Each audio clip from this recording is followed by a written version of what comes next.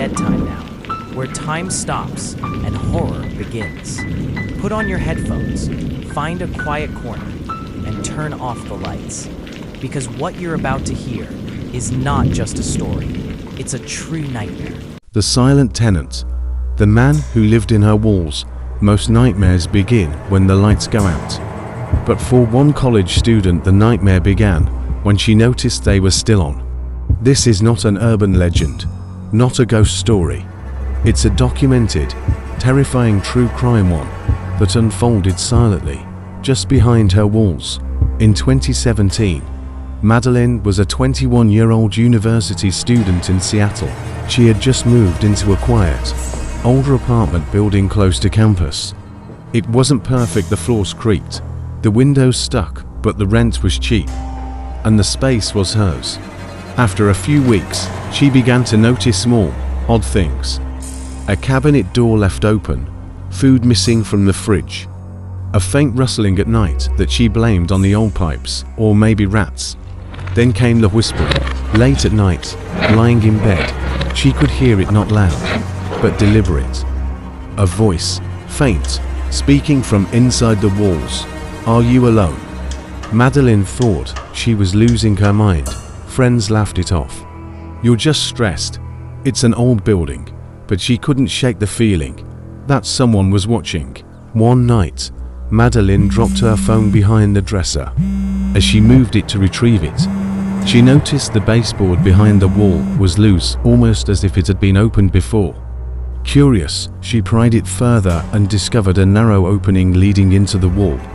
It wasn't just a crawl space. It was a small passage carved out between the walls, big enough for someone to move through. Inside, she found wrappers, bottles, and something worse, anise made of blankets and clothes that weren't hers.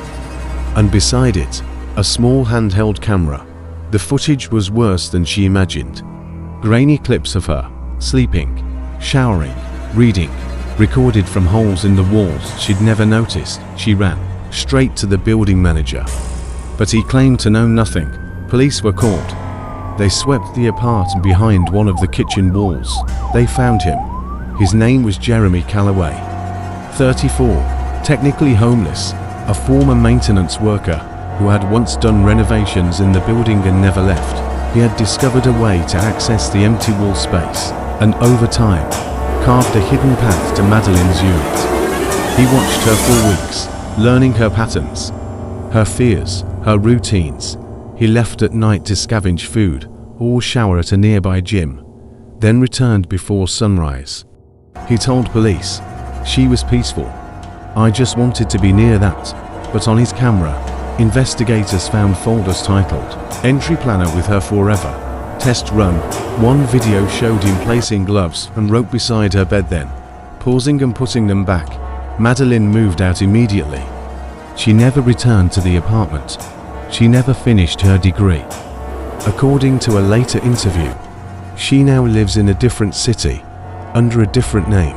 Jeremy was convicted of unlawful surveillance, breaking and entering, and stalking. He served only 5 years. He was released in 2022. No one knows where he is now, but Madeline left behind something chilling, a journal she kept after the discovery. On the last page, she wrote, "He didn't break in. He was already inside. And every time I turned on the lights, I thought I was alone." Walls are supposed to protect us, but in this case they became a hiding place. There are monsters in the world, and sometimes they're patient, quiet, waiting. Stay tuned for the next horror story, and remember, always check behind the walls. And to this day she still checks her walls before going to sleep. Because once someone has been inside your home, inside your life, how can you ever be sure they be truly gone? If this story chilled you, don't forget to subscribe, like, and turn on the bell. You never know what's hiding in the dark. The YouTuber who vanished. Brian Shaffer's last smile. It was supposed to be a night out, drinks with friends, music, laughter. But somewhere between the laughter and the last call, a man vanished. Without a trace, no struggle, no exit, and to this day no answers. This is the real-life disappearance of Brian Shaffer and the digital ghost he may have left behind. Columbus, Ohio, April 1, 2006, Brian Shaffer, a 27-year-old med student, walked into the Ugly Tuna Saloon with two friends. He was celebrating spring break. Stress had weighed heavily on him, his mother had just passed away, and med school was consuming him. Surveillance footage shows him entering the bar at 1:15 a.m. He's smiling.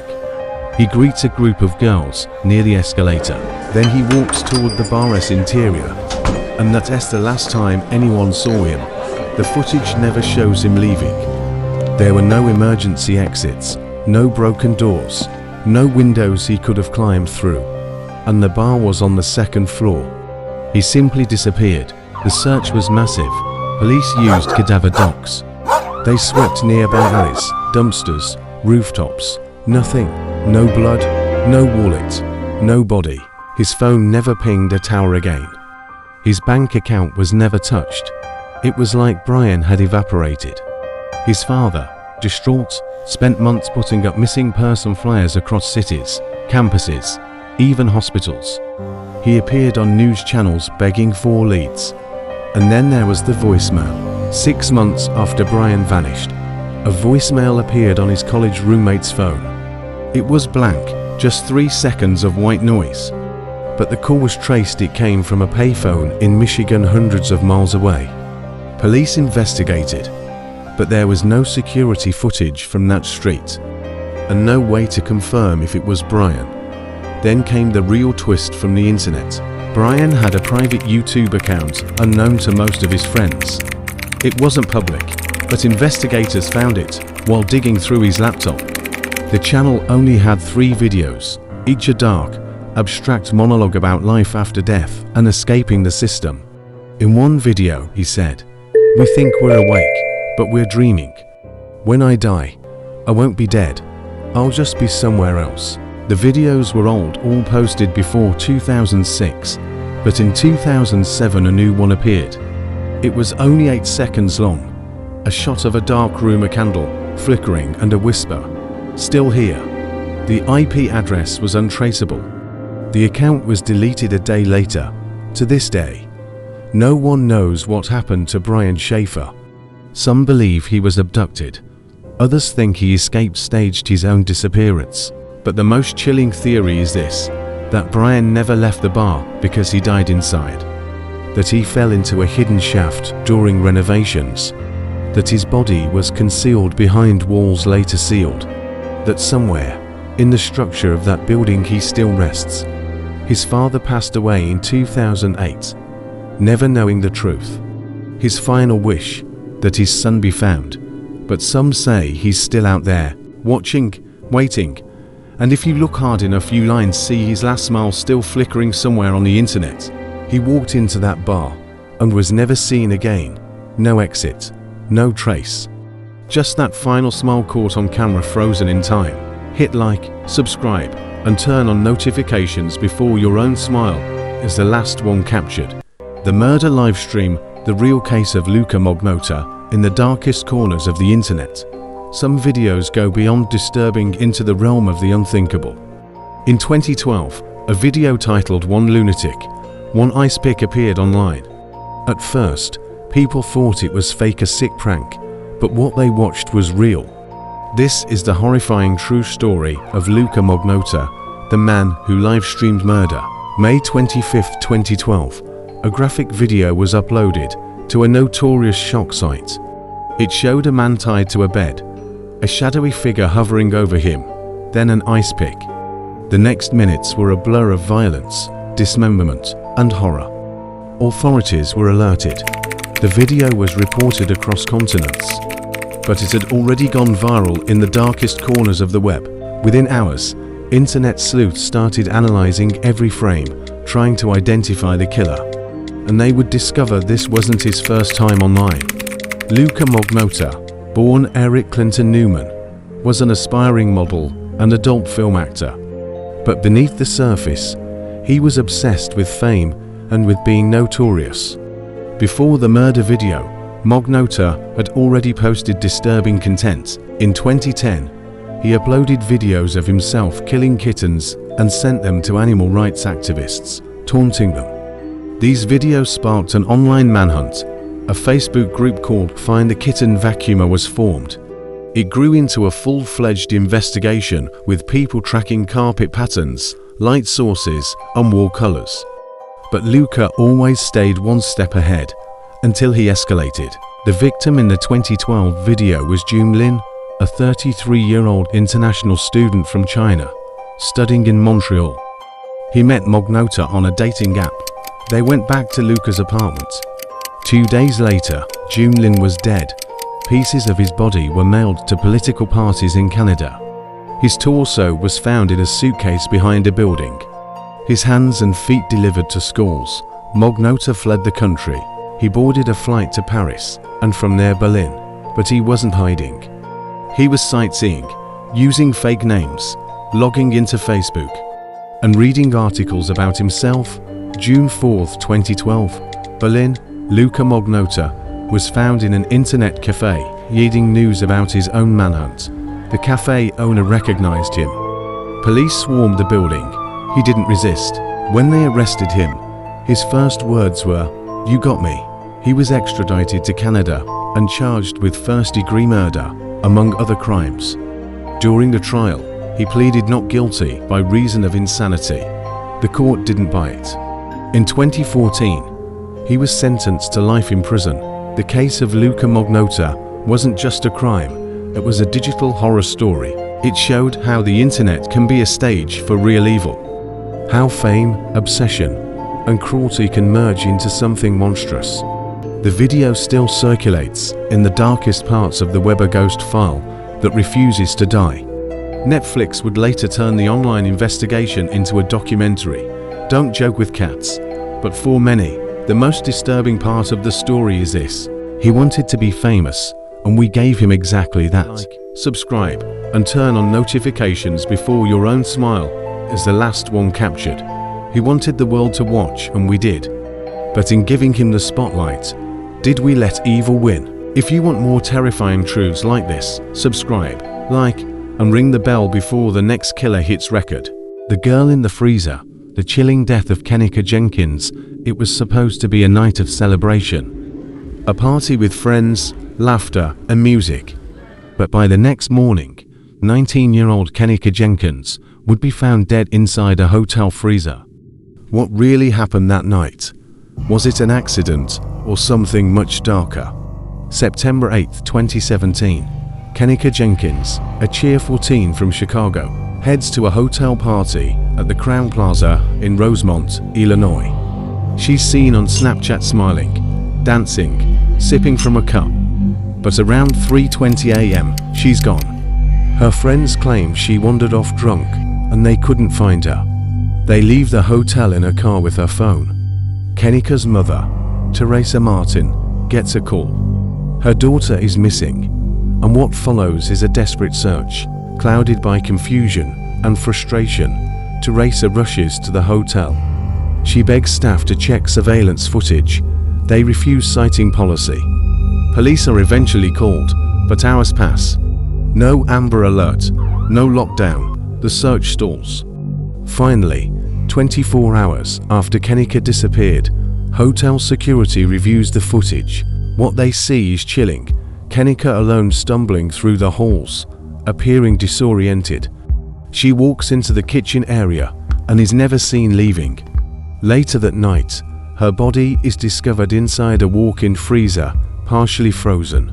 The autopsy revealed no signs of foul play. Her blood alcohol level was high. There was a drug in her system, topiramate, not prescribed to her. The official cause of death, accidental hypothermia. But many don't believe it. Conspiracy theories explode online. Why did her friends leave without her? Why did hotel staff wait so long to help? How did she end up in an unused, dark kitchen alone? Footage gaps and inconsistencies only fueled suspicion. Some believe she was set up.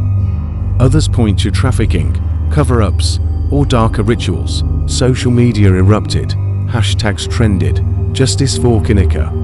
Internet sleuths dissected every video frame. Audio was enhanced. Movements were tracked. People thought they saw shadows, whispers, even figures following her. It became more than a case, it became a movement. A symbol of distrust toward authorities, and a haunting reminder of how quickly a life can vanish. Kenneka's mother pushed for answers, but official investigations closed the case as accidental. Today, the freezer has been removed. The kitchen closed off, but the ghost of that night still lingers, not just in the hotel, but in the minds of millions. Whether it was an accident or something more sinister, one thing remains clear. A young life was lost under chilling circumstances, and no matter how many times you replay the footage, something just doesn't feel right. The Vanishing roommate, the real-life horror behind Elisa Lam. She vanished without a trace from a hotel, with a haunted history, and days later, her body was found in a place no one could explain. This is the chilling true story of Elisa Lam and the elevator video that haunted the world. January 28, 2013. 21-year-old Elisa Lam checks into the Cecil Hotel in downtown Los Angeles. A bright, curious college student from Vancouver. She's traveling alone, journaling her adventure. But the Cecil Hotel isn't your typical place. It's infamous, tied to serial killers, suicides, and strange deaths. Elisa was originally placed in a shared room, but her roommates complained about her odd behavior, and she was moved to a private one. Then she disappeared. After her parents lose contact, police get involved. Days later, they release surveillance footage from an elevator showing Elisa's final known moments.